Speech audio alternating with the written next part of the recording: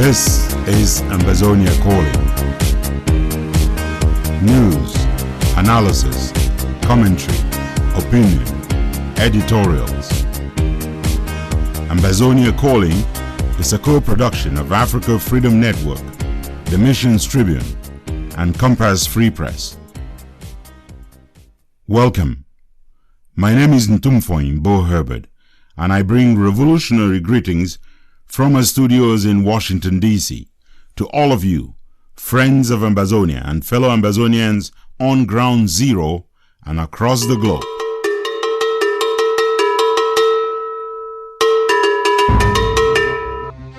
Cameroon is under the cloud of U.S. sanctions. I am innocent here. So Dion Gute and his gang can sing Dimabola all they want. Lambert, Mbom. There will always be hand clappers to keep leaders going. This is Manjang Judame. Security alert for BOYO County. Cameroon's military is intensifying its shooting killing of unarmed civilians across Ambazonia. An average of 20 people are killed in the northwest and 25 in the southwest daily. Gendarme, they can't shoot them for the morning. They leave them for here. Man don't die for here. 28 May. 7:05 p.m. tonight. Jesus, may God protect the people. That 20th May na the day where La République jubilate over we, say they don't enslave we forever. 20th May has been buried. Now the last 20 May we boycott them because this year now will finish where the fight never finish. We don't win the Republic. We don't win them. 95% we are gone. Now Eric talk to this. I know not what course others may take, but as for me, give me liberty or give me death. The reputation of colonial Cameroon is going down the toilet. Tanya Jude Agua Ozugen. They pledge to work, fund, pray, resist, persist, and insist until justice comes to Southern Cameroon's Ambazonia. This is C. Ajimbo Ambe. A nation is just a bunch of family units living, working together. This is the monk from Ibali-Kumato. The state of our struggle right now is good. It's very good, but we have a lot of work to do. This is edition number 050 of Ambazonia Calling. It is Sunday, May the 26th, 2019. We must begin this edition by apologizing for disappointing all of you last week. We ran into a major computer glitch that initially slowed our production and ultimately aborted it. We acknowledge with thanks your kind understanding of the fact that these things can happen. Later in this program, we will return to this. First, to acknowledge a major donation we have received that will help shield us from a repeat of such a mess. And second, to invite you to consider donating to help us launch a breaking news program. To be perfectly honest with you, one of the reasons that the technical problems we had last week proved too much to bear was the loss of my dear junior sister, Brunhilda Naimbo, who passed into glory on the 16th of May 2019. I thank you all for your kind words, for your prayerful thoughts, for your words of condolences. May she rest in peace. Thank you.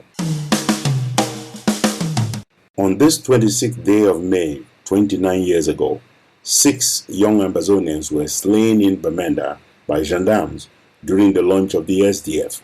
On that occasion, John Frundi pledged power to the people.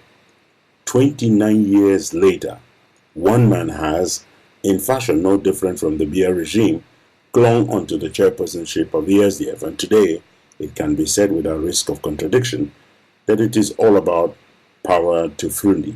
We will return later in this program to our special report on the funeral of 20th May. But we begin this edition, as we do all of our editions, with our editorial of the week. Here's Lambert Mbom. The slow wheels of diplomacy began rolling last week. The United Nations, at the behest of the U.S. government, convened an informal session at the Security Council to examine the deteriorating humanitarian crisis in Cameroon. Much to the surprise and chagrin of the annexationist and neo-colonial Banana Republic of Cameroon, whose Minister of External Relations went at great lengths to minimize the importance of such a meeting and later sent one of its old and senile vanguards to fight for his job by chanting the age-old but hackneyed chorus that the government of Cameroon is capable and deploying every effort to manage what it terms as domestic terrorism. Clearly, La République was caught off guard with its hands in the cookie jar.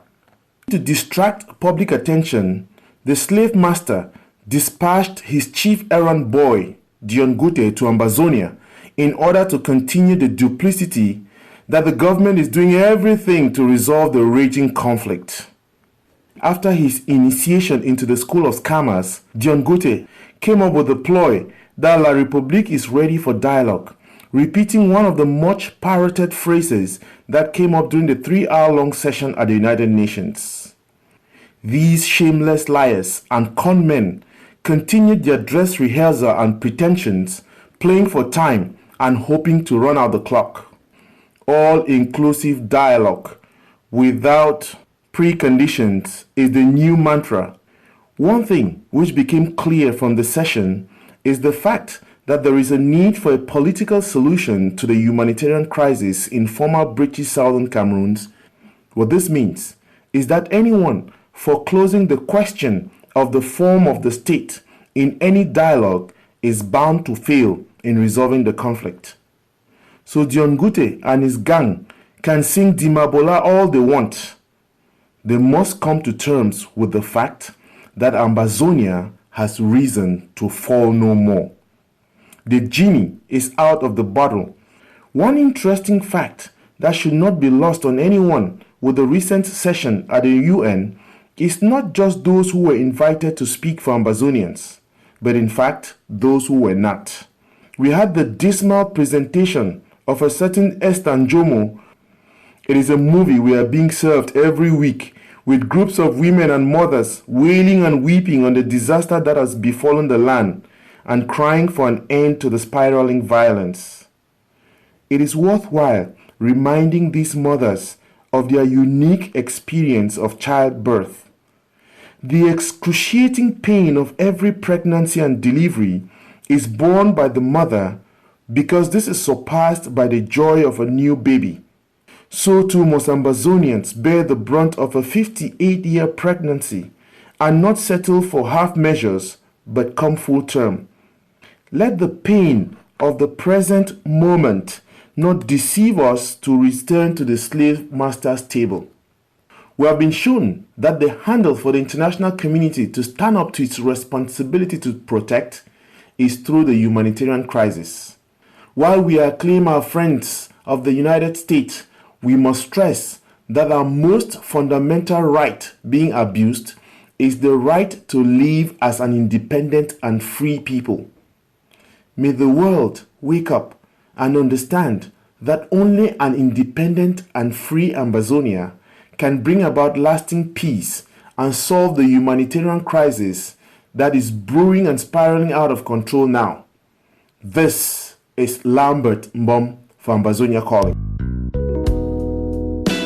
What Cameroon has done to us, I want you never to forget. The pain they have brought to bear on this generation, I want you never to forget. Not out of hate, but so that the next generation will remember and make sure they do the things they are supposed to do, never to go through this again. I will continue to play my part to ask the people of Southern Cameroons to take their revolution into their hands and continue the fight to liberate themselves. I'm sorry to say, because of France's policies in Africa, in French Africa, the state of La République du Cameroun do not have any pressure on them to find a way to resolve this issue, because they are always thinking that no matter what happens, France will always be there to give them coverage.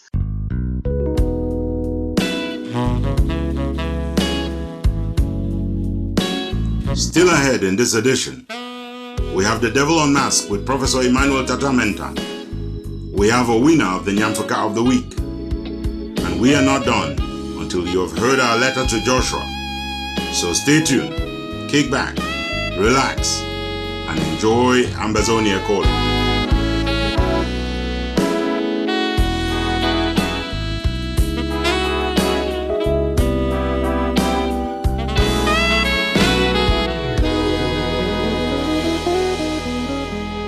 common denominator between this week and other weeks in Ambazonia was that massacres were unfolding every day.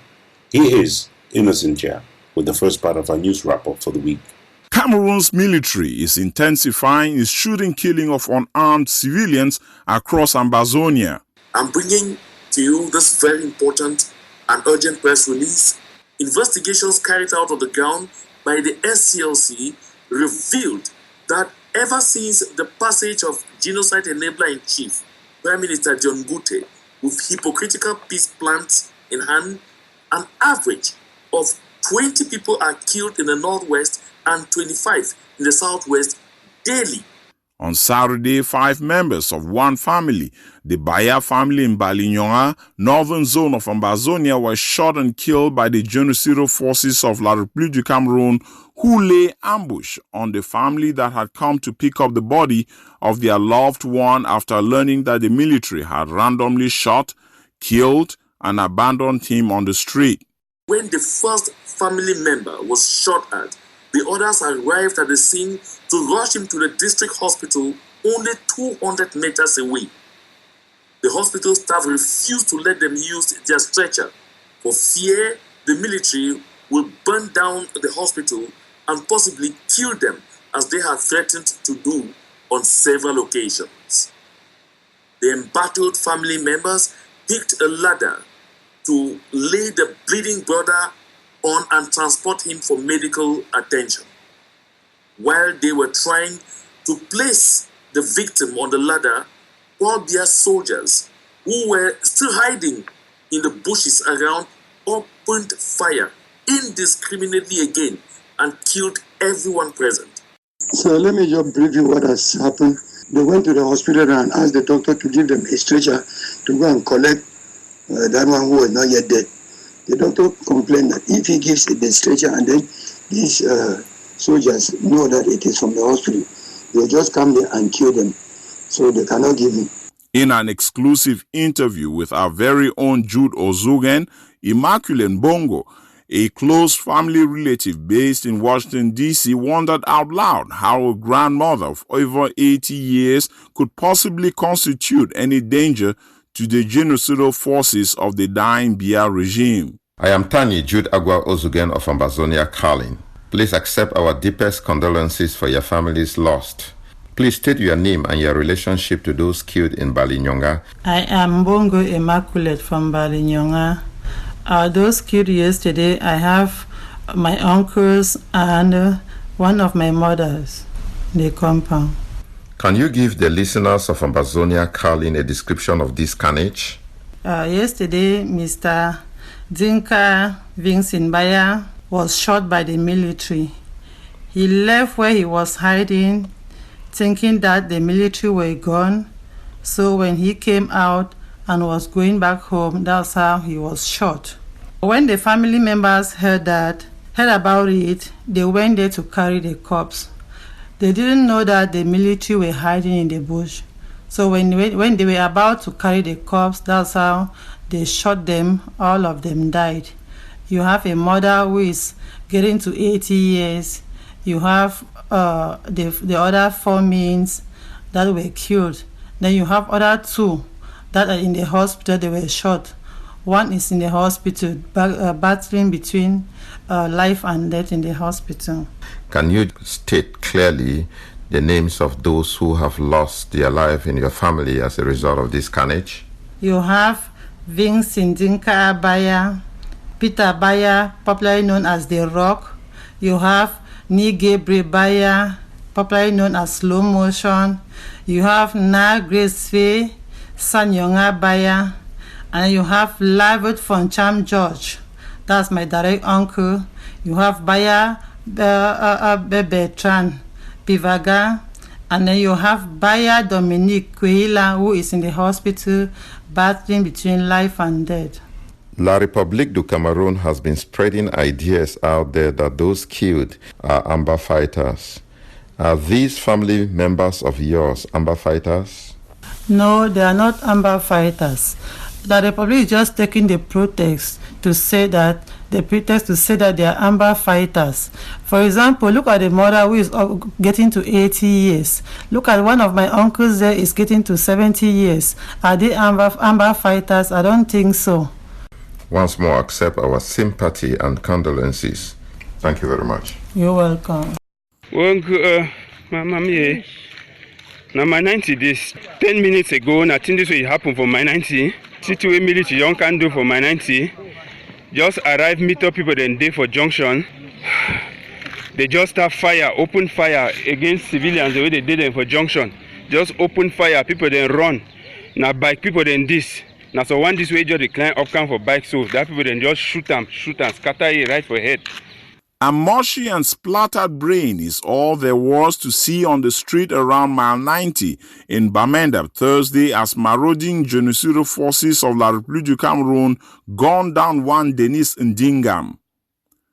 Reportedly a tenacious entrepreneur, he was riding a motorcycle to work when he ran into an oncoming military convoy that opened fire, instantly killing him, even as other motorcycle riders disappeared into the bushes for safety. Early last Monday, the carnage shocked even pro-unionist Barrister Keremuna, as he so stated with the shooting of a 4-month-old baby in Muyuka. Quote, "That is what we have become, a country where some lives do not matter, a country in which baby receives capital punishment for a life it still has to live. Barbaric." End quote. Meantime, the Center for Democracy and Human Rights in Africa, CDHRA, has confirmed what many Ambazonians already knew. Over 206 villages burned down, 107 of them in Ambazonia's northern zone, and the rest, 99 villages in the southern zone, razed down or partially burned since the beginning of Ambazonia's War of Independence in 2016.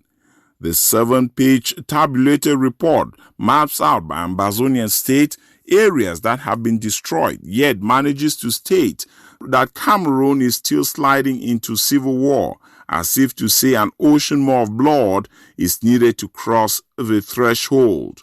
The SCLC is calling on the United Nations Security Council, the United States of America, the United Kingdom of Great Britain and Northern Ireland, Russia, Germany, and other countries that have taken interest in halting dictator Paul Biya's scourge against humanity to urgently initiate an emergency military humanitarian intervention in the southern Cameroons to save lives. Would Ambazonians be ready to discuss terms of a peaceful separation and independence if the international community brokers such a deal now? The question is at the heart of meetings that are reportedly holding and have been holding across the globe, especially in Europe, as respective stakeholders draw hard lines. Speculation is rife as to whether both parties, BIA of La République du Cameroun and pro-restoration forces, will agree to a middleman. Observers are keen on making distinctions between the dialogue espoused by House Slave Prime Minister Dion Gute versus campaigns for negotiating separation terms favored by the majority of Ambazonians. You are listening to Ambazonia Calling, your space for educated news analysis, informed opinions and commentary towards the recognition of a free, independent Ambazonia. I am Ntumfoyn. Stay with us.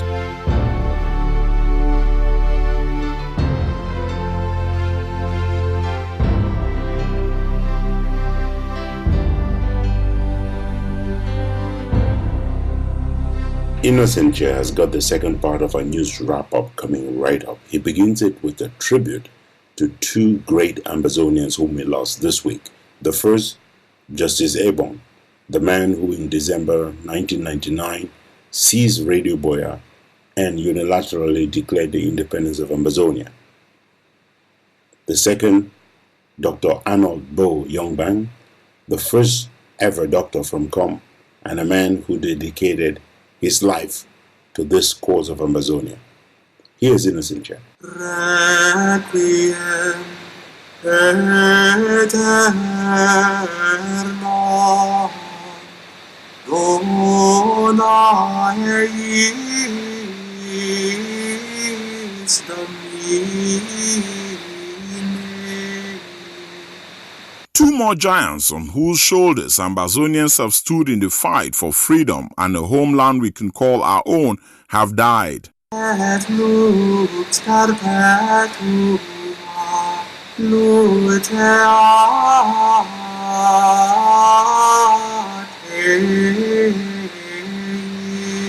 Justice Ebon Frederick Alobede died 24th of May 2019 at Georgetown Hospital in Washington, D.C. after a protracted illness. Et tibire detur votum in Jerusalem, exaudi orationem mea, ad Te omnis caro veniet. Justice Ebong was joining another indefatigable crusader for our independence, Dr. Arnold Youngbang, who had died the day before in North Carolina. Requiem aeterna dona eis Domine, et lux perpetua luteate.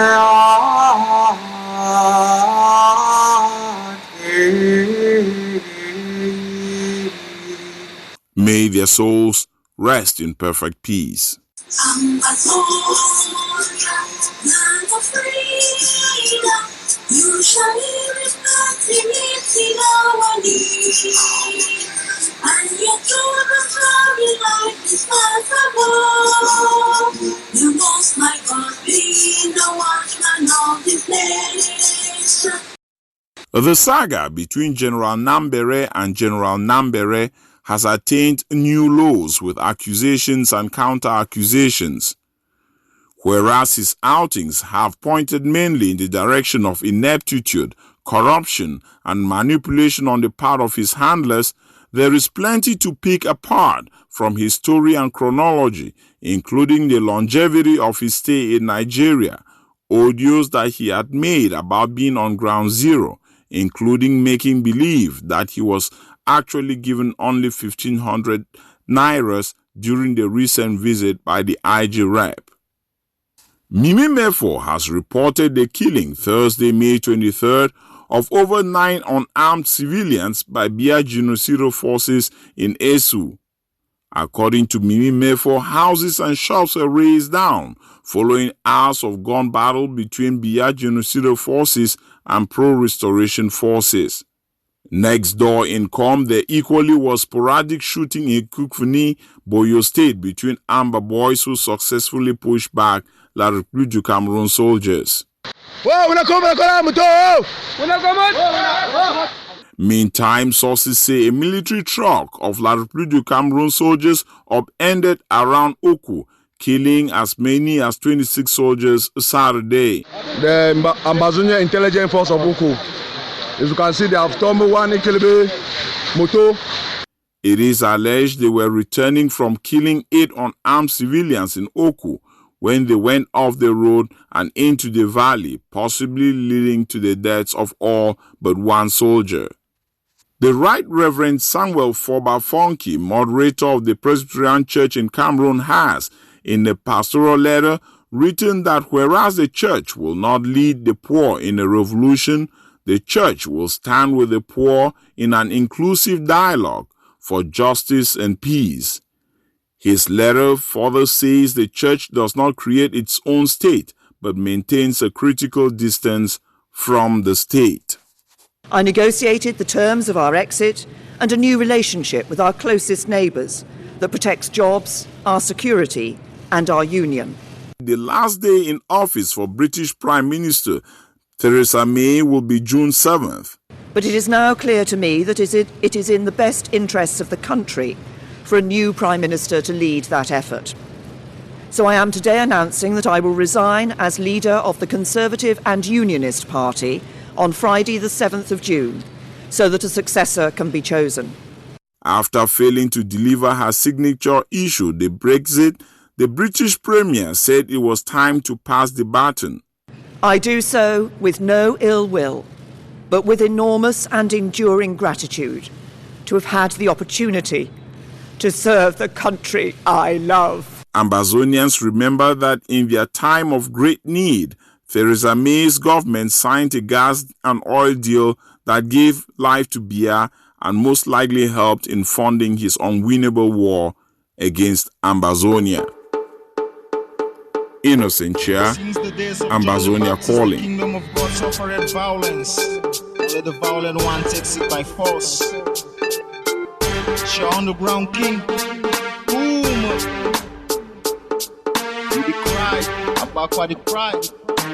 Don't tire, about what why. Women are the cry, we are the cry, about what they cry, we the cry. Free me,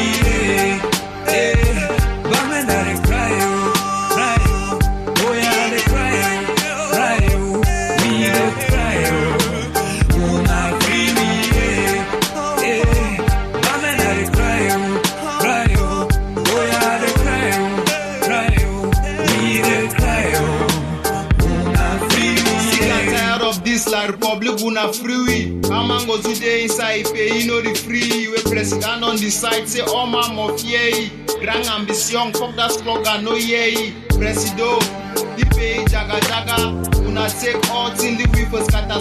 They need 102 students for send address. Una select 2 Anglophones, scan address. Bia, young, vision, treason. Eske uno why man show BBC there for prison. They don't some all we then start for colors Anglophones. Fuck up the government, we ain't tools. Minister for Communication, no fit talk good English.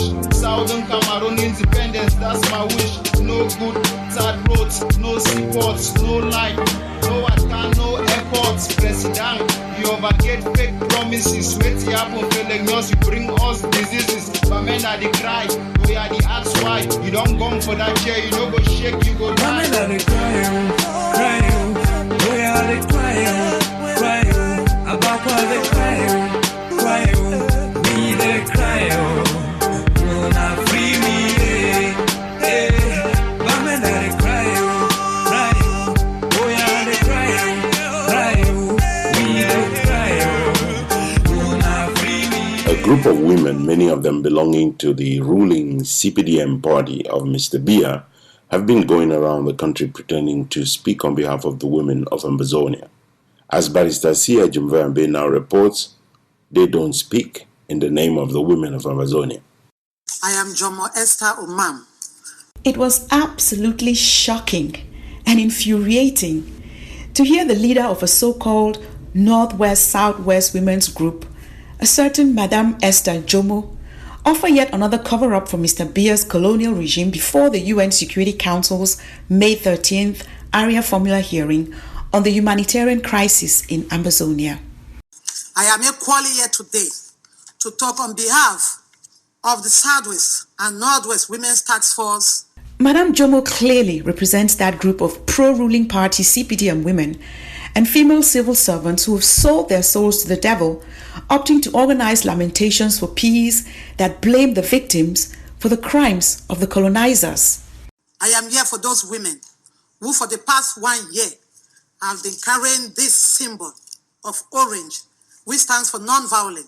Those shameless women who go into villages in Ambazonia with bullhorns guarded by terrorist forces and issue calls for Amba boys to drop their weapons and surrender to the same B officers who have been killing them like flies.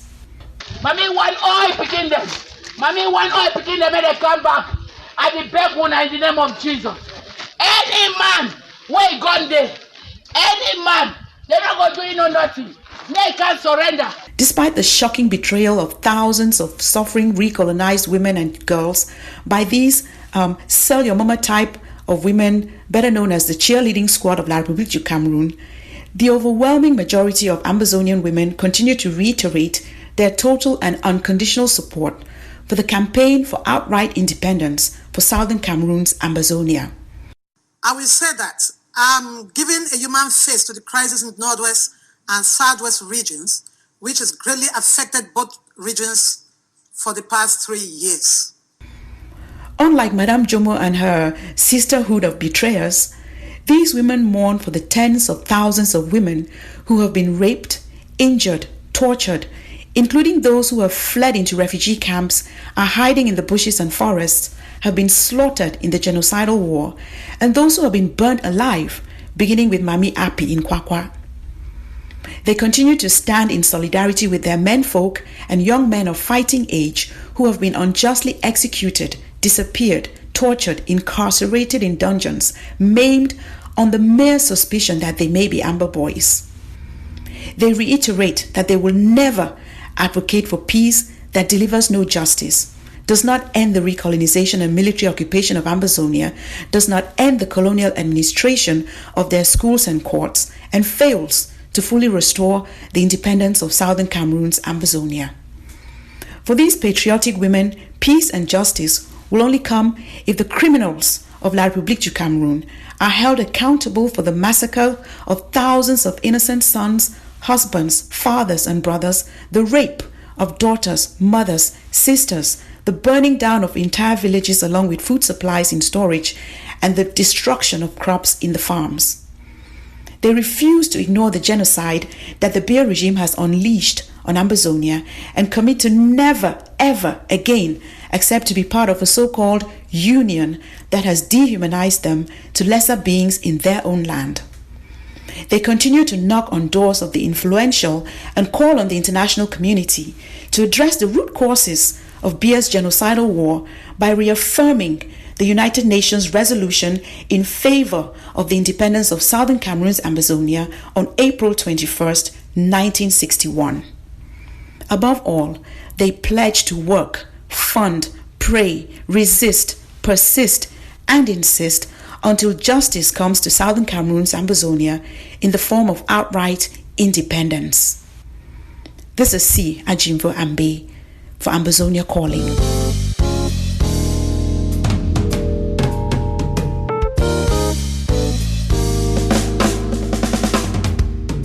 Welcome to our special interview segment, The Devil Unmasked, The Truth Out.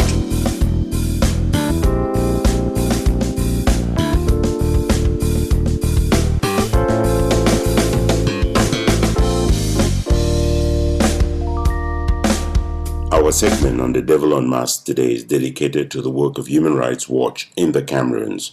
We've got J.C. Graham interviewing Hilary Ali Gracia. Ali Gracia is the officer at Human Rights Watch in charge of human rights and counterterrorism for the Cameroons. Hi, this is Jessie Graham at Human Rights Watch in New York. I'm here with Ilaria Allegrazzi. She's our senior Africa researcher. And today we're talking about her coverage of the crisis in Cameroon. Ilaria has used open source techniques to cover issues of counterterrorism and torture in the region, in the whole Central African region, but most recently in Cameroon. And she was just denied entry to the country. So we're going to talk a little bit about that. So Ilaria, you couldn't get into Cameroon. Yeah, exactly. I was denied access to Cameroon last month when I landed in Douala with a valid visa. I was very surprised to see that the police was waiting for me at the exit of the plane. And it was not a nice welcoming. And since then, I was sent back without any explanation. And we have tried to seek this explanation from the authorities without, unfortunately, getting any feedback. And we are very concerned from this denial of access. What does it mean if you can't get in to document abuses there? We believe that this decision of denial of access is clearly linked to the work that we have been doing on Cameroon, documenting abuses by the security forces. And we're concerned because it's a clear step back for Cameroon. It means that the country is afraid of international scrutiny and they have things to hide from human rights organizations which are doing a very important work in the country, especially now to document abuses unfolding in the Anglophone regions. So the country is trying to keep everyone in the dark, but we will continue to do our work of documenting and reporting on abuses. So we're going to pull back a little, just see if we have any questions. What is this conflict? Where does it come from? Cameroon was a very stable country. there was always this Anglophone region, but what is bubbled up? Is it a new thing, or is it something that was festering? Yeah, I mean, it's not exactly a new thing. It's not a surprise that this crisis has now escalated. It's a long-standing issue and only resurfaced with more violence and more strongly in late 2016 when students, teachers, lawyers, the general population took the streets to claim more recognition for their political and cultural and social rights. How many English speakers are there, and how many Francophones, and have the Francophones always been in control? Or? Yeah, Francophone regions are the majority in Cameroon, and we only have two English-speaking regions. Cameroon is a bilingual country and is also as a bijural system. Again, this issue of the Anglophone crisis is not new, but the response from the government has been very brutal. And this has only contributed to make the crisis worse and to grow resentment and frustrations among the Anglophone community. The government has responded by shooting at peaceful protesters, arresting hundreds of peaceful demonstrators, and shutting down the internet for almost 4 months in 2017, banning civil society groups. So this has created more frustration, and since then numerous groups have emerged. Some have taken up weapons to fight against the government and have targeted the security forces, have targeted state emblems, and the government again has responded with violence. And this has been escalating since, I would say, late 2017, and now we have a crisis which has also terrible humanitarian consequences. A crisis which doesn't make to the headlines, unfortunately, and but people are in desperate need of protection and humanitarian assistance as well.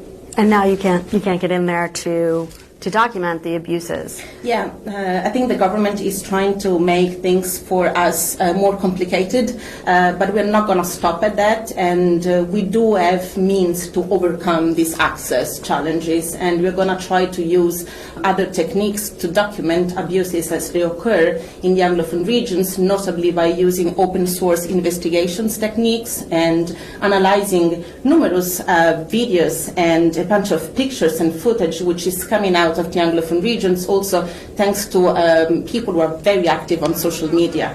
But we are going to also try to rely on our contacts on the ground. Can you explain a little bit of that, about what that technique is and how it's played a role in your document, a little bit more of how you use it here? Yeah, open source investigations are very important to document abuses, human rights violations, and we have been using that both at Amnesty International and at Human Rights Watch. It basically deals with analysis of data available on the public domain, on the net, on the internet, on social media, on Twitter or Facebook profiles, and it's amazing how many data and how many information you can find out there. So in the case of Cameroon, we have used several of these techniques to uncover, among other things, the torture and incommunicado secret detention in military bases, thanks to a collaboration with forensic architecture, and with the BBC at Amnesty, I collaborated to analyze a very brutal and very graphic video showing the execution of 2 women and 2 children by the Cameroonian security forces. And so you were able to take the video and verify it, but also build a story, trace back. Absolutely. I think it's important to, for an open source investigation to be paired with more traditional type of research with information coming from the ground, accounts from eyewitnesses and victims. And in the case of Anatomy of a Killing, we have been able to, first of all, geolocate the video, understand where it was filmed, and we have also extensively analyzed the dialogues in the video to get a sense of, where the soldiers were from, what kind of language were they speaking, and we have also done an analysis of their uniforms to actually understand that they were, uniforms from the Cameroonian army as well as weapons. So we identified a specific weapon which was used by the Cameroonian army, and that's how we spotted, and that's how we could also uncover this specific incident. It's so interesting and so much a part of our work here now, and now you're getting a lot of questions It's terrible, someone says. Why is the UN not taking any steps? I am here in New York this week because early this week there was a meeting on Cameroon at the UN Security Council. It was an informal meeting, but it was still, I think, an encouraging and positive step which showed the interest of the international community to discuss about the consequences of multiple humanitarian crises unfolding in Cameroon. Now, of course, we don't think that this is enough, and we want the Security Council to take a step forward and to discuss Cameroon more formally, to put it higher up on its agenda, and to regularly discuss not only about the humanitarian crisis, but also about the underlying causes of the crisis in the Anglophone regions, and especially human rights abuses. I was pleased to hear messages from some of the Council members about the need for accountability for human rights abuses. This is very important, and I think it should be said more often. There was, I think, less engagement from other Council members, and we would like, in particular, countries from the African Union to be more proactive and to step up in addressing the crisis in the Anglophone regions.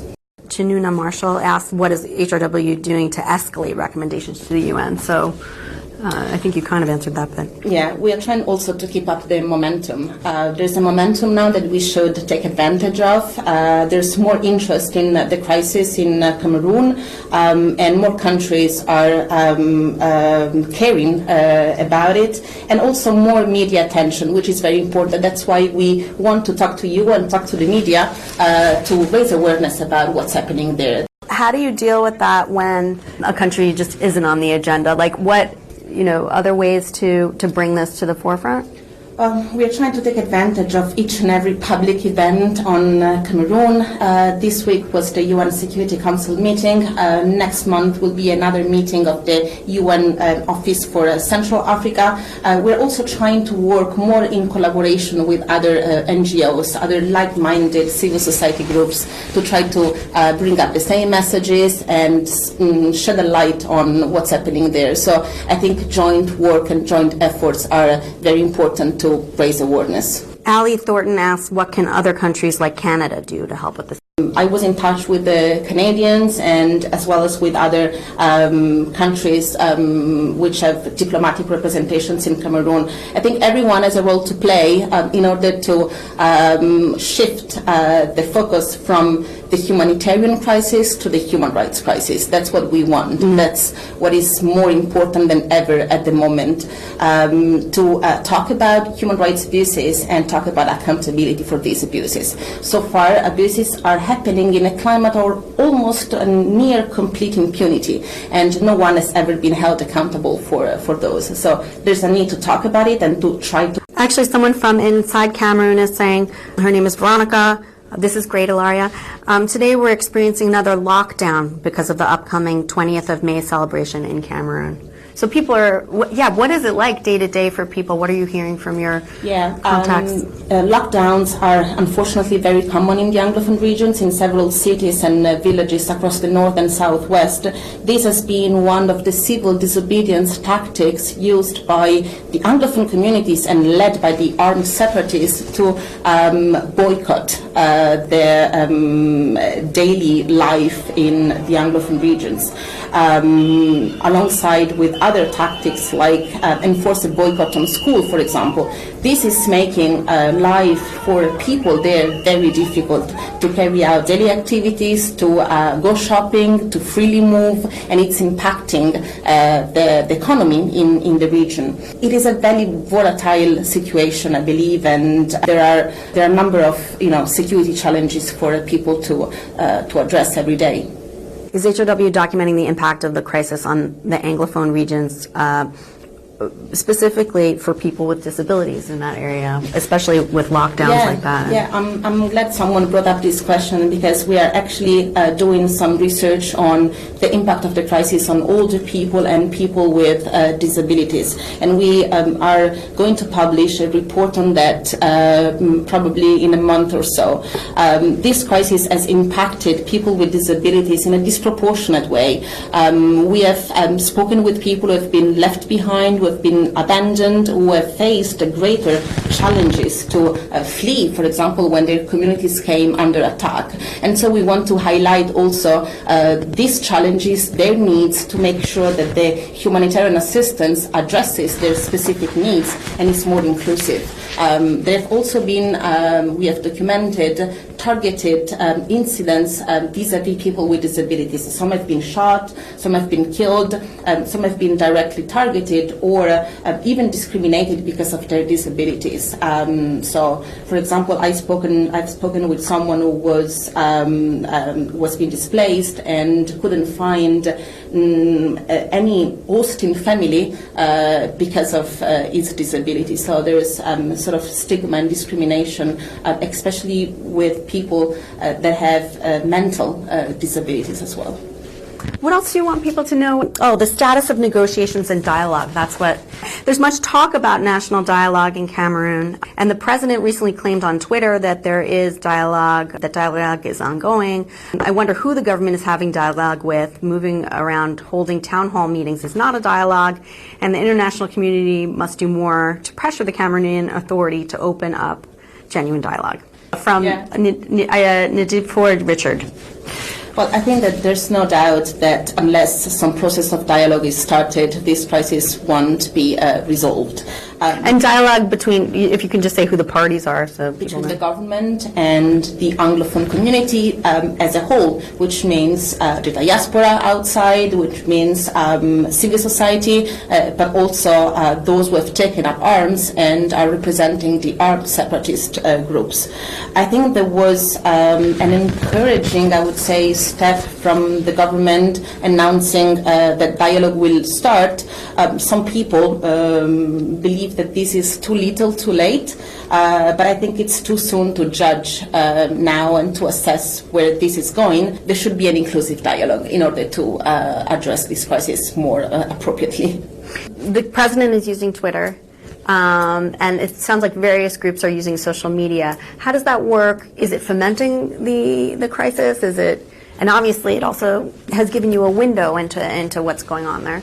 I think social media has played both a positive and a negative role in this crisis. Very positive because thanks to very active people on social media, on Twitter, on Facebook and other platforms, we have been able to document a number of abuses and to denounce this and to try to seek accountability for those. So it's a precious source of information, but I do believe it has also been misused somehow and used also to fuel more violence and to encourage hate speech. Why do you think it's undercovered? The authorities are not making the work of journalists and independent monitors very easy. Journalists are often blocked to report on the current crisis, as well as human rights organizations. We have been blocked. A government which says that it's serious about human rights and blocks human rights organizations, it's very problematic. So the government is putting obstacles for independent coverage. I think there is an increasing interest from the media. I've been doing lots of interviews in the past week, and we hope that this will continue. This will continue both from the French media, but also the English media. What about your partners on the ground, human rights defenders, people who are really is there a network of people in Cameroon who are trying to document human rights abuses and trying to? There are a bunch of people who are doing a great job in trying to document as much as possible what's happening on the ground, despite the challenges, security challenges, but also threats of intimidation and reprisals. They need a backup, they need to be supported, and they need to be encouraged. And in this context of shrinking of political and civic space, their work is the more and more difficult. So we have seen human rights defenders being harassed, intimidated, as well as journalists or political opponents. For example, look at what's happening with the crackdown on political opposition at the moment. Just want to see if we have one more question, and then I think we'll wrap up. What about the African Union? Gerald Della asks, in your opinion, why is the African Union so mute on the war in Cameroon? That's his opinion that it's mute, but yeah. Yeah, that's what we also noticed this week at the UN Security Council meeting on Cameroon, and that's why we are asking for a more proactive role to be played by neighboring countries to step up and help Cameroon addressing the crisis. There should be a more engaged role played by the African Union and even the African member of the Security Council, like South Africa, for example, like Cote d'Ivoire. They've been pretty silent, but we want to push them to be more active. I think we're sort of out of time, and if we have more questions coming in, you can post them in the feed. Is there anything else you want to say? No, thank you very much for following us and for your interest on this crisis. Thank you, Ilaria Allegrazzi, Senior Central Africa Researcher at Human Rights Watch, and so you can look out for her. Take a look at our Cameroon work, which includes videos which we've been showing throughout this this discussion at hrw.org. Thanks a lot.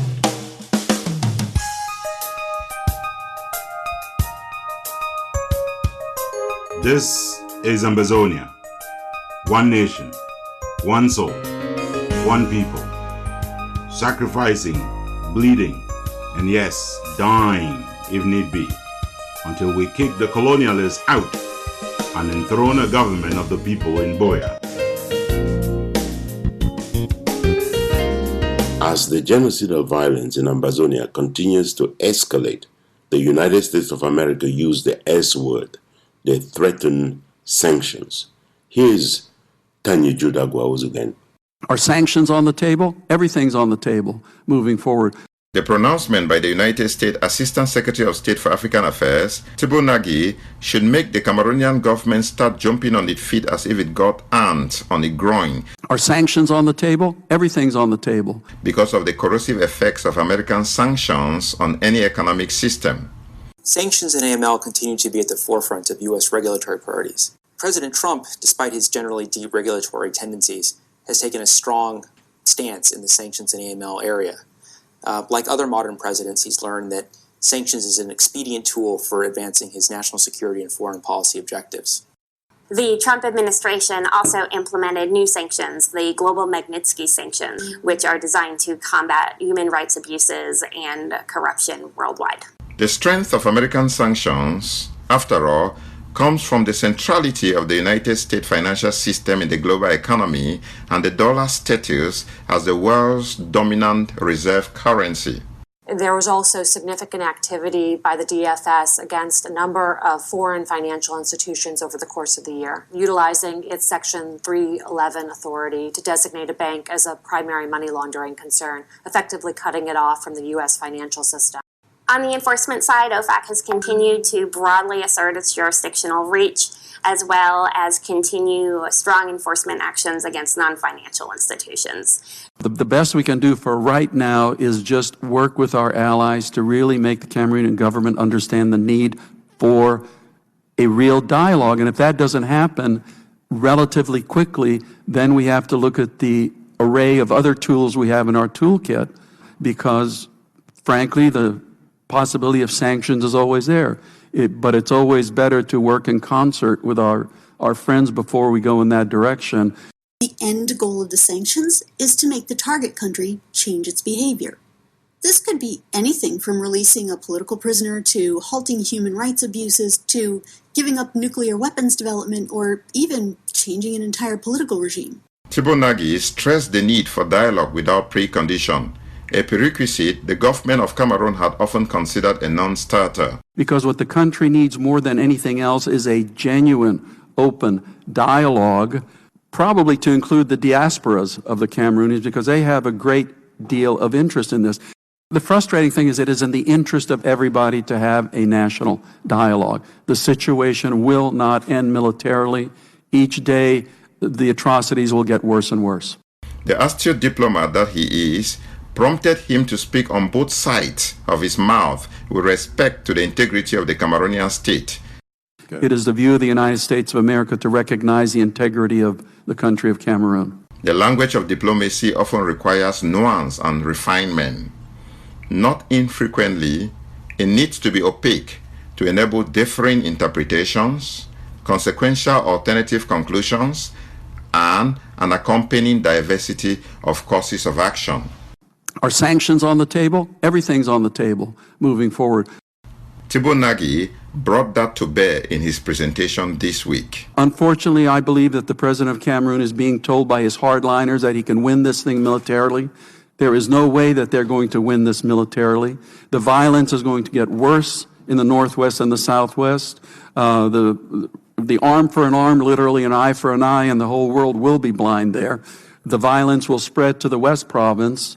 It may even spread to the Littoral Province, which is the large city of Douala.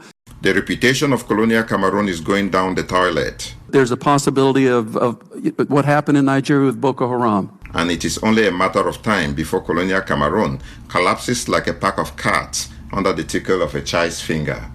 This is Tanyi Jude Agua Ozugen from Ambazonia Calling. This is Ambazonia Calling.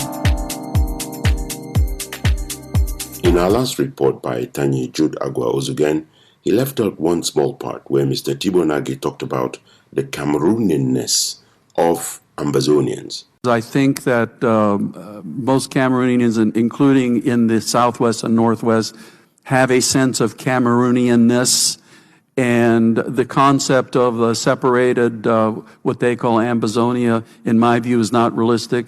Wait a moment. Did Mr. Tibonagi say Ambazonia was not realistic? Think about it. Was the United States realistic as a country in the face of colonial Britain?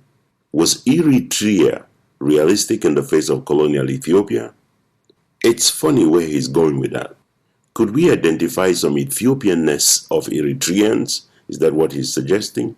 Or could he swear that there's no Canadianness about Americans or Mexico-ness about Americans? I am sure Mr. Tibonagi will understand when Ambazonians reject the Cameroonianness that he's attributing to them. It's the same thing that Americans do. They reject their Canadianness and their Mexico-ness. How could he deny a people who they want to be and who they want to call themselves? There's a time when that was done. It was in the time of slavery, when Kunta Kinte could not be Kunta Kinte. The people of Ambazonia have a right to reject, to accept a nationality, and they have rejected their Nigerianness previously, and currently they have rejected their Cameroonianness. Insisting on this Cameroonianness thing is basically siding with a criminal like Paula Tanganji, who says there's no Anglophone problem. Yes, there is a problem, and that problem is all about nationalism, it's all about identity, and it is all about rejecting anything Cameroonian. So there's no point stretching this issue about who we are, because we are who we are, and who we say we are. We are Ambazonians.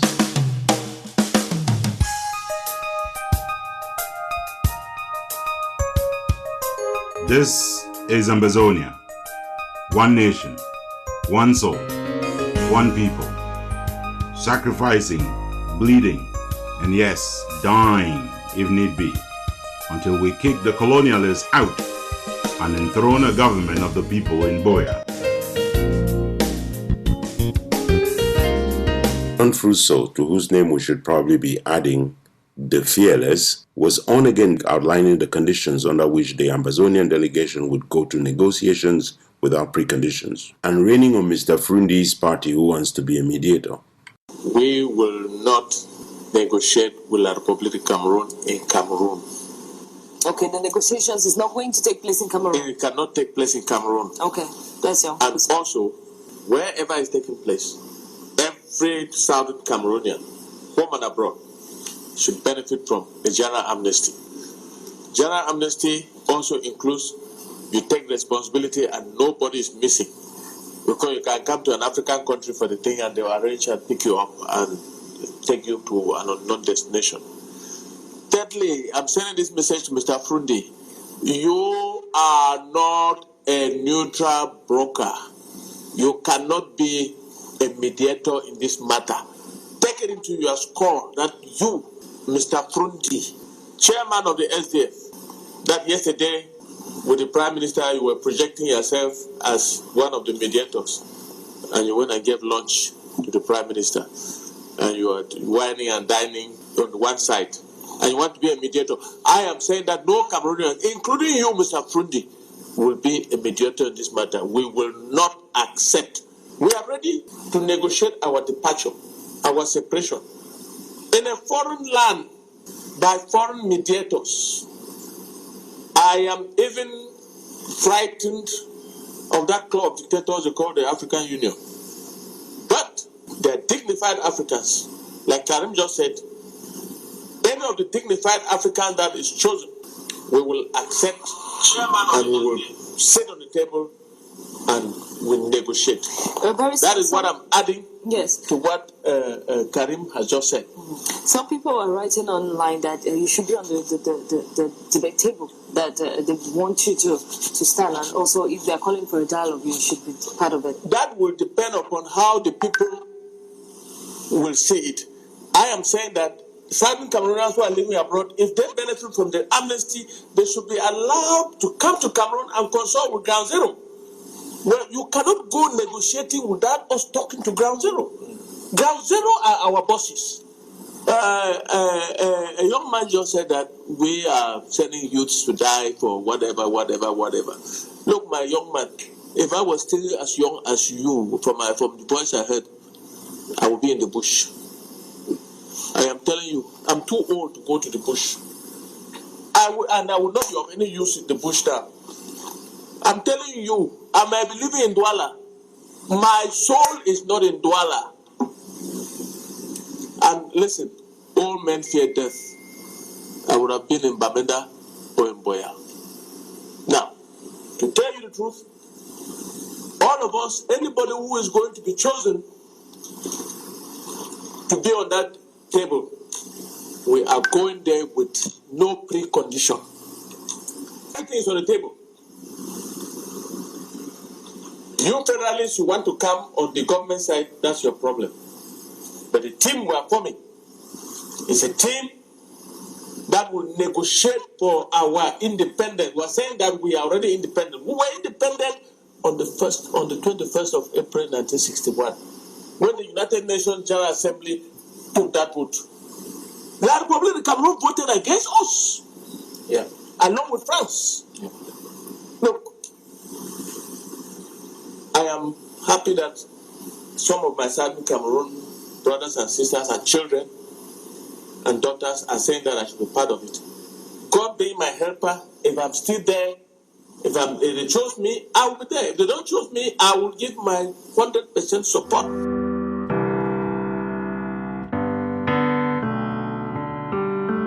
It started like a joke and I smiled. From Meme to Momo, we said no violence. Now I know not how to smile, 'cause my loved ones are gone. There is no place to call home. Our homes have been burnt. I am homeless in my homeland. There is no place to call my home. Homeless, homeless, homeless in my homeland. When are we going to have a dialogue? We have buried more than enough. Nothing heals the past like time. When are we going to have a dialogue? We've been marginalized enough.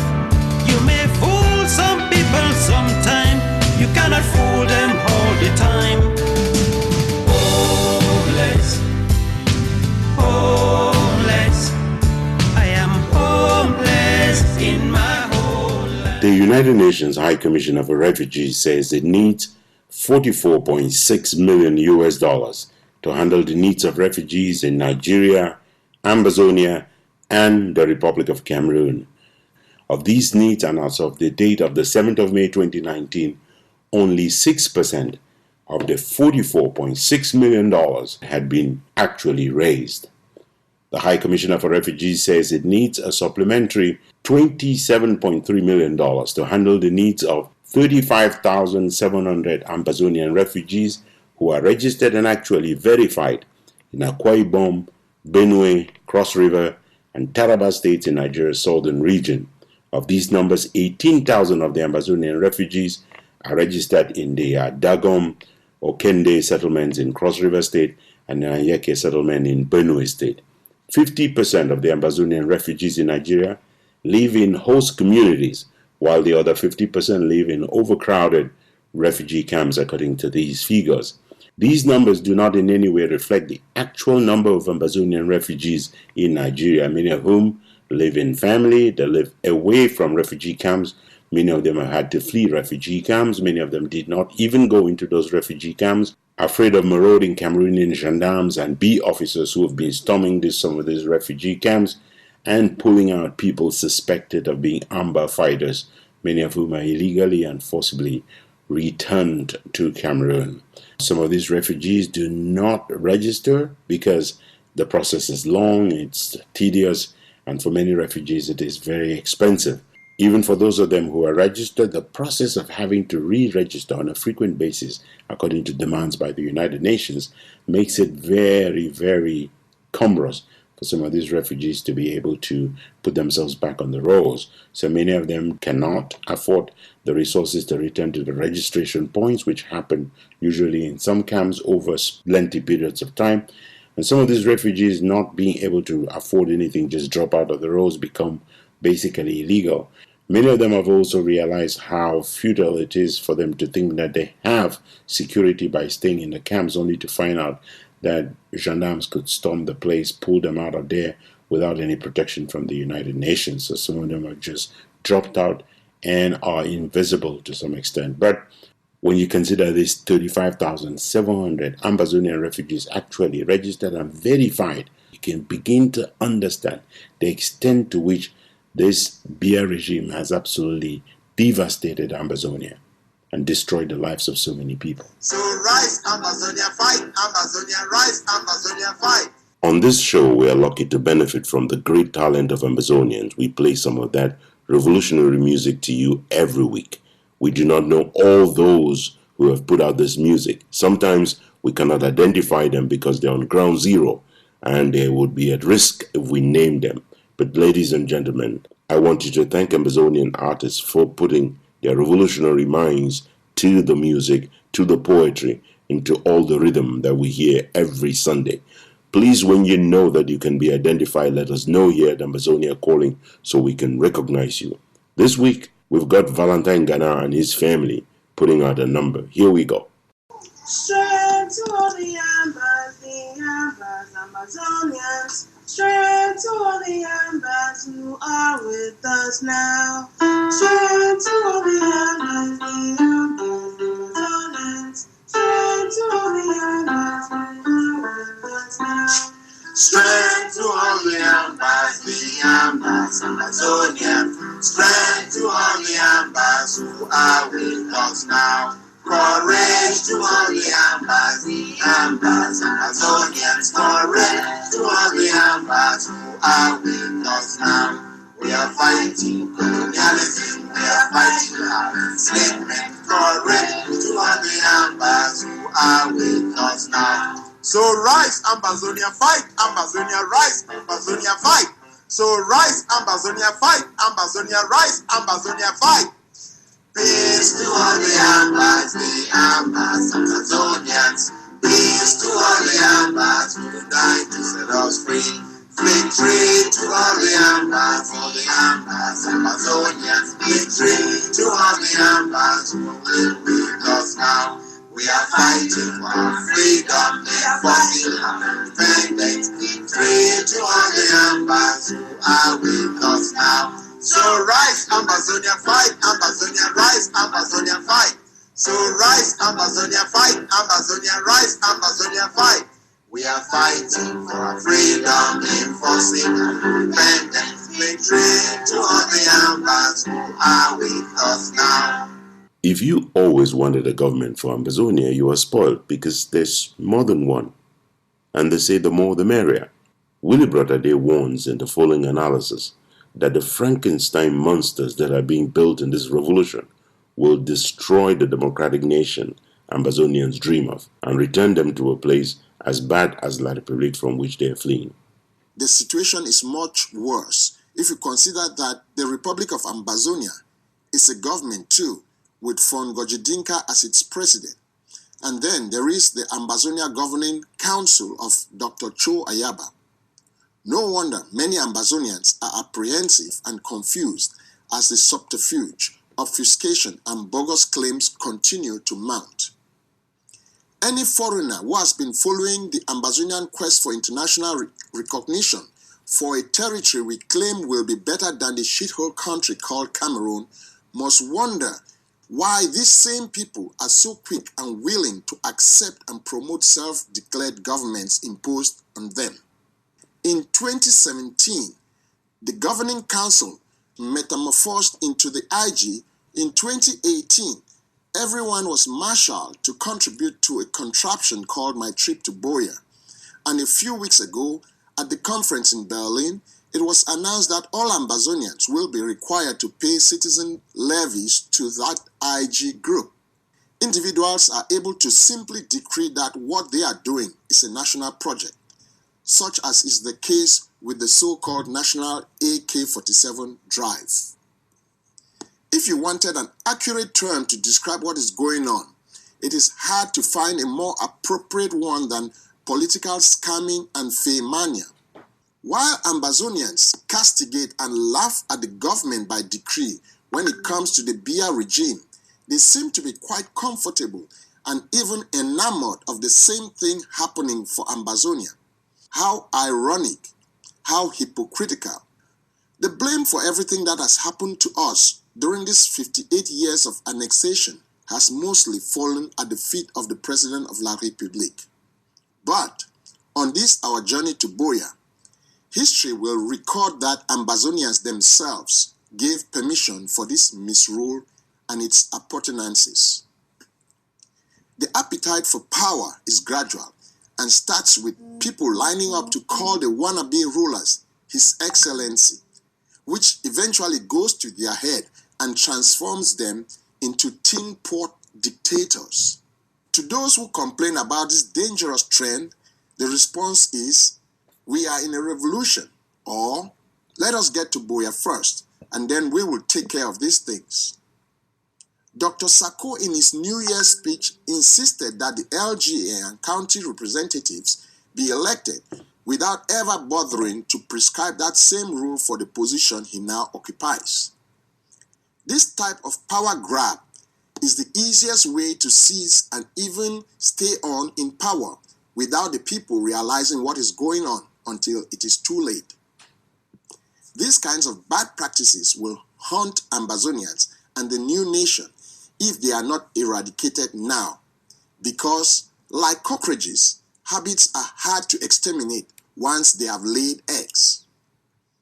Given all the strident panegyrics for wannabe governments and the monstrous ad hominem attacks against those who dare to question the process, talk less of criticizing those whose supporters believe they have been ordained by God to govern Ambazonia, it feels like many of our people are trapped in the mental prison into which 58 years of colonial brainwashing and subjugation has banished so many of our people.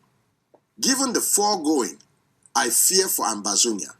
If you live in America and have seen what supporters of President Trump have let him get away with, you have to agree that far too many Ambazonians have simply said they want self-imposed leaders. 2 years ago, I warned in a write-up titled Bait and Switch about this Frankenstein monster we are creating. The main reason La République has had Biya for so long is because citizens kissed up as he walked back previous pledges of rigor and morality, along with his promise to roll up his sleeves and work hard for the country. Which is why I will say it again. I fear for Ambazonia. I fear that the new country will not be much better than the one we are fleeing from. I hope I am wrong, even though the current state of affairs does not lend itself to optimism.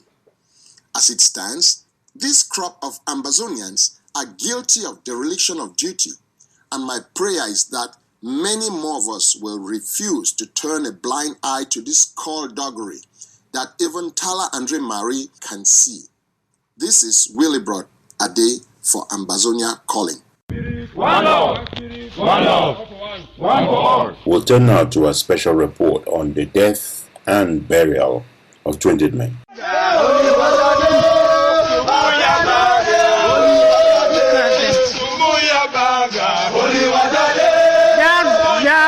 are way on the feet. They are going now on the feet to celebrate the death of Dia and the French refugees. The terrorists, the militia of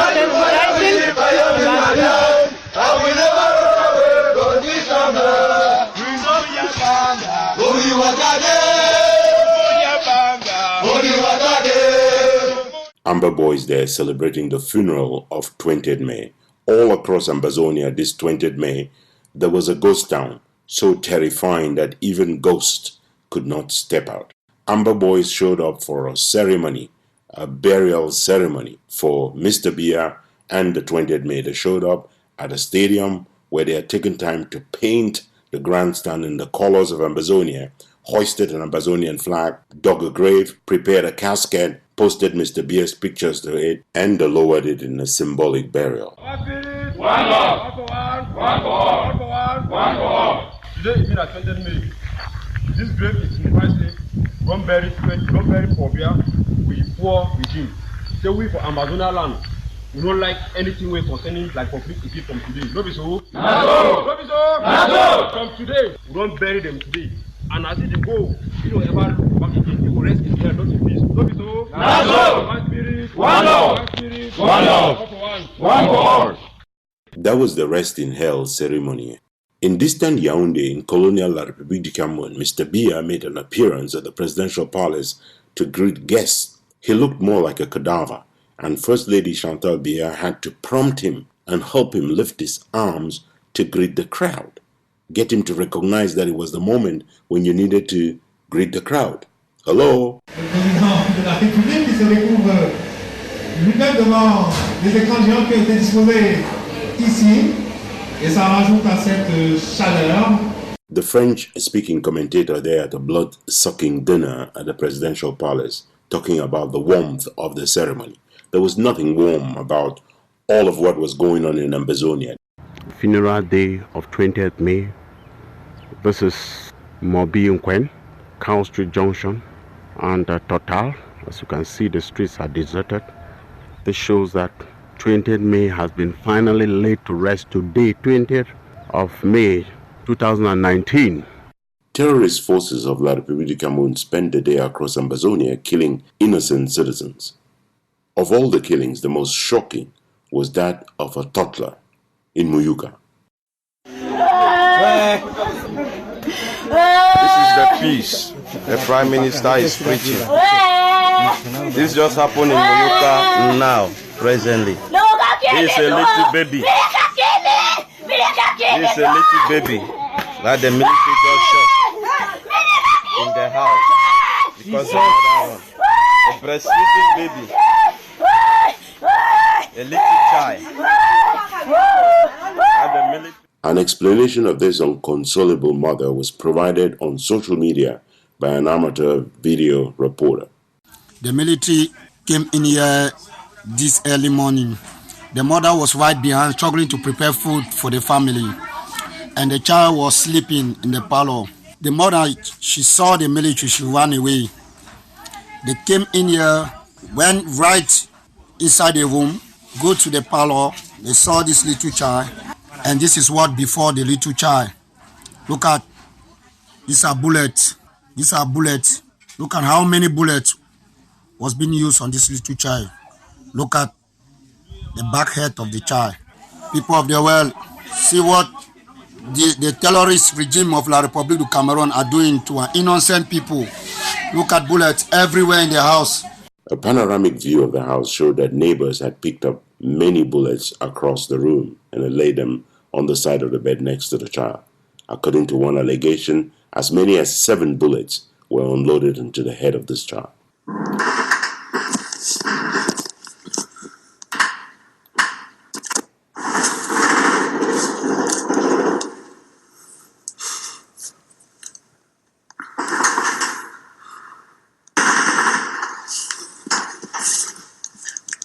Rendezvous and Ngomram neighborhoods in Bamenda, 20th May 2019.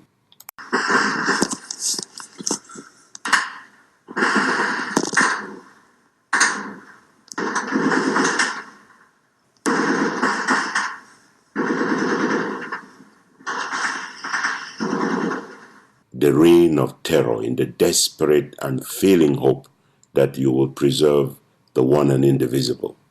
While innocent civilians wailed, mourned, and buried their dead across Ambazonia, the terrorist forces of BIA took to dancing and celebrating, as here in Du, in Ambazonia's northern zone.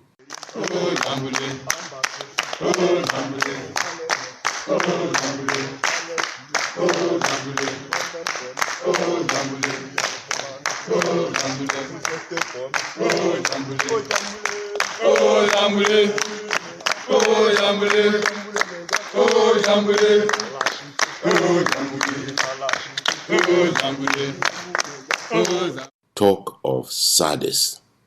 If there was any hope for victims that they would get justice someday, it came in the form of a wild rumor on Afrique Media.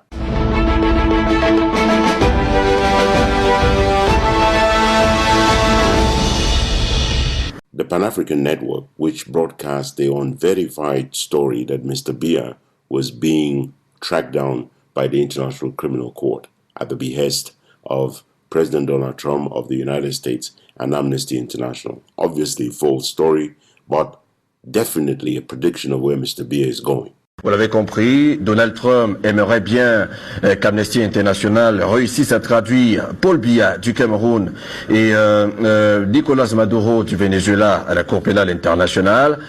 Afrique Media there playing the oracle. As for the people of Ambazonia, and as resounding as the boycott of 20th May was, they just want to see the one and indivisible behind them. As the artist T-Son would say, the only desire of the people of Ambazonia is make La République come out for we back. Hey, what do you want them from us? Must I suffer? Come out for our country. Come out. I say this one a danger because some people no go ever chop this jangi. Come out. Who be you? Who be you? Poverty. Who be you? Come on, come for life. Who be you? Who be you? Come out. Who be you? Who be you? Corruption. Who be you? Come out. Who be you? Now I don't know. Who be you? Come out. Father heal our land. Father heal our land from the likes of Gomorrah. Come out. Father heal our land. Father heal our land from the likes of Lucifer. Come out. The protests against Mr. Biya's regime are worldwide. A week before 20th May, thousands of Italians gathered to call on the tyrant to step down.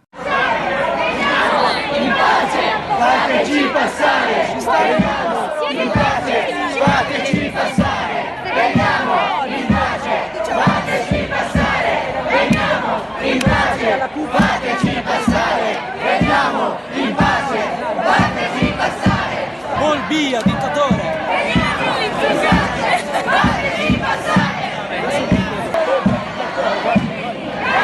Via, dittatore!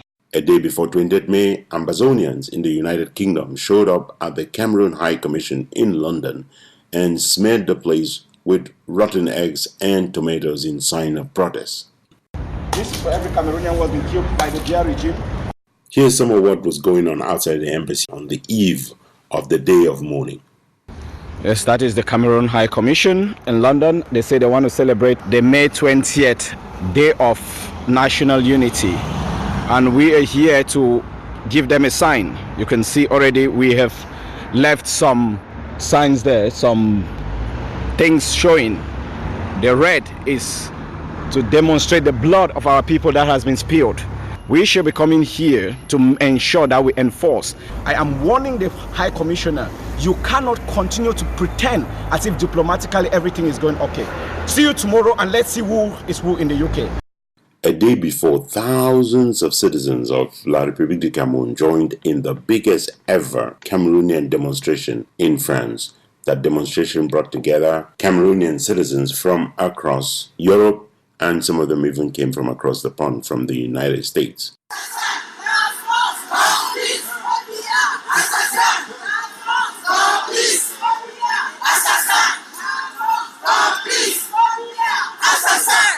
Voilà le peuple camerounais ici, à Paris, pour dénoncer le régime assassin de Paul Biya.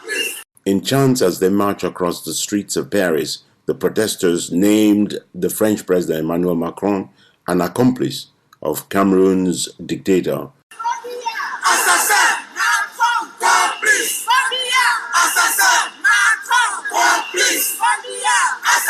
The mammoth crowd staged a 3-kilometer march that went all the way to la Place de la République. Dès là où nous sommes partis à la place de la République, ça fait minimum 3 kilomètres qu'il faut couvrir. Le pays va mal, le pays va mal, pour nous changement.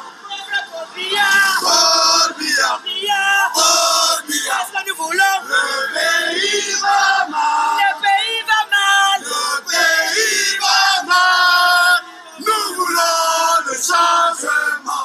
Among the demonstrators was journalist J.P. Remingona, whose camera and microphone helped narrate the story. Est-ce que le Cameroun est là? Est-ce que la révolution est là? Macron! Est-ce que le Cameroun est là? Nous venons demander avec insistance à Monsieur Emmanuel Macron, Président de la République. At the close of the demonstration, they issued a communique calling on French President Emmanuel Macron and the government to withdraw clearly, firmly, publicly, and openly any support that they continue to provide to Mr. Biya's dictatorship, and to join forces on the same sides as the people of La République du Cameroun, whom they describe as martyrs of Mr. Biya's dictatorship and tyranny.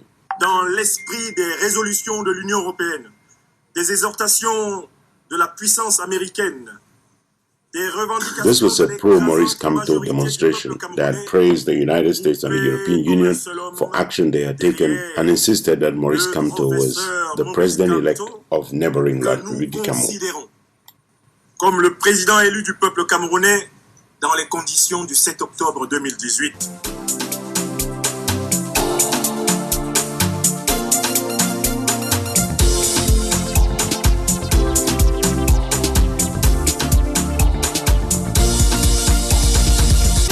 We don't do foolish, but when there are capital fools out there, we make it our duty to find them, and every week we crown one of them the Nyamfuka of the Week. Veronique Vitimfe has got the week off, and without colleagues here in the studio with me, I am left with the duty of delivering the Nyamfuka of the Week this week. Finishing in third place this week are the mourners with the orange scarves and their leader Esther Njomo. This political aquara sold falsehoods to the United Nations when she got her 5 minutes of fame, speaking in half English and pulling HIV/AIDS data from out of her heart like a magician before the UN Security Council. Esther Njomo managed to focus on her own self, making herself a bigger victim than Ambazonian, devoting time to give a series of examples, all of which were frivolous accusations of acts of violence which she painted as having been perpetrated by Amber boys. This political ashawo did not mention one single example of an act of violence committed by the colonial forces. Every time she listed every wrongdoing, she listed in her bias report focusing on incriminating Amber boys and Ambazonians fighting for their independence. Zero abuses, zero violence by any Biya colonial forces. This is the same woman who has hired mourners from the women's wing of the ruling CPDM political party to travel around Ambazonia crying for an end to war. Wherever they go, they are guarded and protected by the same colonial army which is waging the war and slaughtering Ambazonians by the thousands, which explains why Esther Njomo, the Wata head, half-English speaker, who claims to be speaking on behalf of Ambazonian women, is this week's third place finisher for the crown of shame, the Nyamfuka of the Week. all. In the position of runners-up is one of the few, maybe the only lady divisional officer appointed by the BIA regime, the colonial Lady D.O. of NGOKETUNJIA. Mami D.O., she calls herself Regina Tembo, supposedly born and raised in Bengui in Ambazonia, but known, some say, for her wickedness. She took to the streets, donning a bulletproof vest with a blowhorn out and blasting, and guarded by heavily armed B officers. She went down a few streets in NGOKETUNJIA, calling herself Mami Dio and the mother of children, and pleading with Ambazonian self-defense volunteers to come out of the bush and surrender their weapons. True, this is an old video, but this is Nyamfuka deserved that we had to come back to. She looked and sounded very much like a mental wreck and a village witch, screaming like an owl, for dreaming that she can cause Amber boys to lay down their weapons. The colonial Lady D.O. of NGOKETUNJIA, Regina Tembo, is the second place finisher for the Crown of Shame, the Nyamfuka of the Week. Nyamfuka them all. Winning the Crown of Shame in style like only fools can is Esomba Bangono, a member of the ruling CPDM party of Paul Biya. This week, in reaction to the report from the International Crisis Group reporting 1,850 people killed in Ambazonia, Esomba Bangono said the number of those killed is too small. He recommended that Biya and his genocidal forces should kill enough people, according to him, to fulfill the will of God. And that will of God, he said, consists of making sure that he destroys the people of Ambazonia in their millions.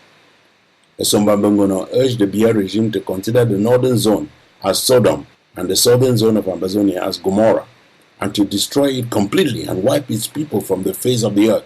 Winning the Crown of Shame this week for his Nazi thoughts, Esomba Bangono of the CPDM and the Buru Mafia in power is this week's winner of the Crown of Shame, the Nyamfuka of the Week. Nyamfuka them all. Delivering in studio for Veronique Vetumfe, this is Ntumfoyn Herbert.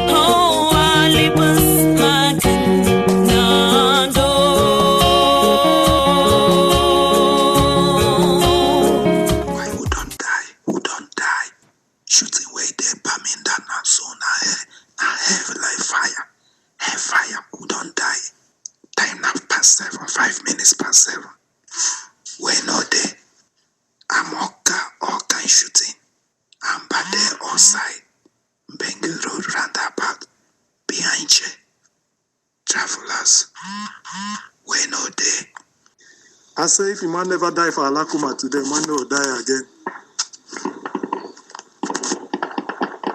Jesus. Jesus. Jesus. Jesus. God. Jesus. What? Hey!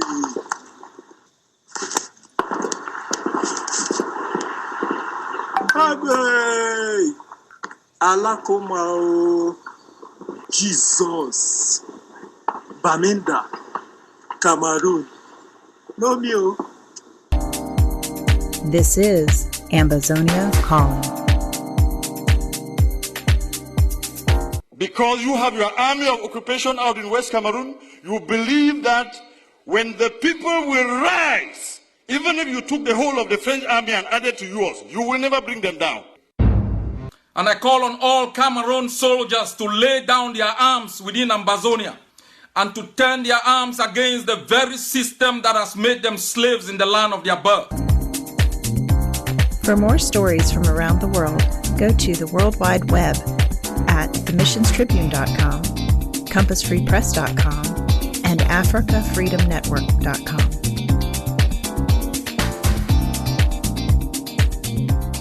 Here is our letter to Joshua.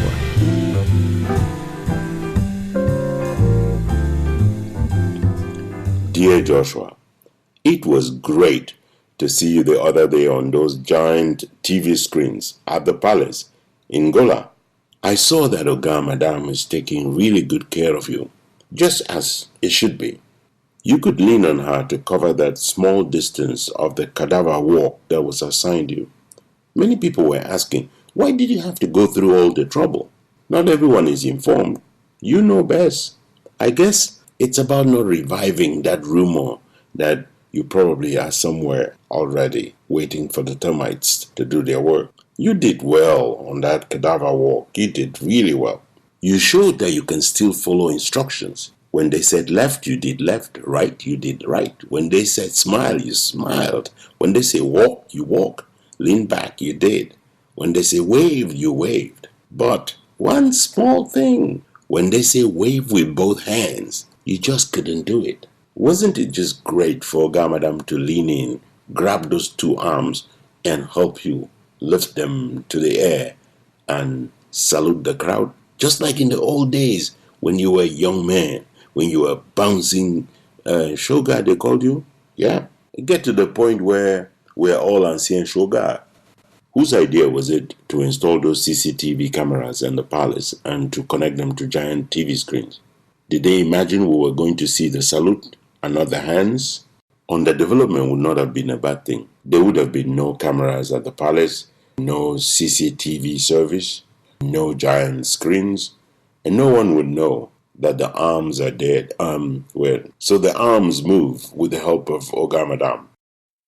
It is not a good time to be down, Joshua. Not when the streets of the Hexagon are full with people and calling you assassin and asking for grandson Manu Macron to drop you from the list of his most favored, take you out like Omar Hassan el-Bashir. The other piece of news I heard is, I was told you took the consolation prize offered by Thibaut Nagy the other day. I was told you jumped with excitement when he said Ambazozo was not realistic. That's exactly what you want to hear. Do not rejoice too much. You must remember when Eritrea was not realistic, South Sudan not realistic, the collapse of apartheid not realistic, the departure of Bob Mugabe from power not realistic. I know what is realistic, Joshua. It is to pretend that all is okay, that at the age of 90 you can do the things that you do at the age of 24. That is realistic. That's believable. You are in the world forever until the end of time. This whole Ambazozo project is just as unrealistic as to expect that you will kick the bucket. I say to Fiakwa, God forbid bad thing. What shall I say except to wish you a very long life of waving with the support of Oga Madam?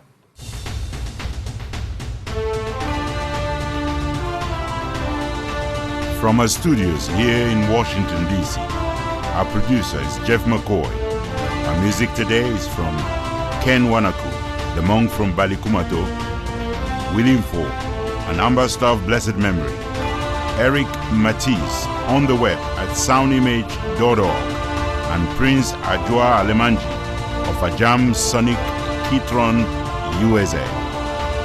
Ambazonia Calling is a joint production of Africa Freedom Network, the Missions Tribune, and Compass Free Press.